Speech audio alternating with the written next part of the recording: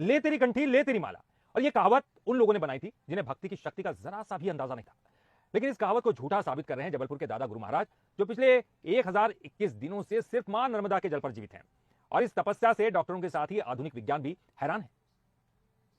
ये रिश्ता एक इंसान और नदी के बीच का है, और जब रिश्ता अटूट बन जाए तो चमत्कार होता है। कुछ ऐसा ही चमत्कार हो रहा है जबलपुर में, जहां दादा गुरु के नाम से विख्यात ये संत पिछले 1021 दिनों से सिर्फ मां नर्मदा की भक्ति और उनके जल पर ही जीवित हैं। 17 अक्टूबर 2020 से अन्न का त्याग कर दादा गुरु ने जीवनदायिनी मां नर्मदा के बचाव और उत्थान का संकल्प उठाया था, और तब से लेकर आज तक अनवरत महाव्रती दादा गुरु सिर्फ मां नर्मदा के जल का ही सेवन कर रहे हैं।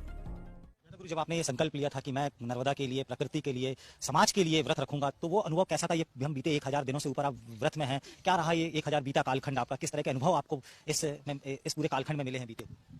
1000 दिनों से नहीं, हमारा जीवन तो नर्मदा पर ही केंद्रित है। हमने अपने जीवन को, हमारी साधना, हमारी उपासना, हमारी आराधना, हमारी सेवा, सब उस मां नर्मदा पर, उस प्रकृति पर, उस धारा पर केंद्रित है।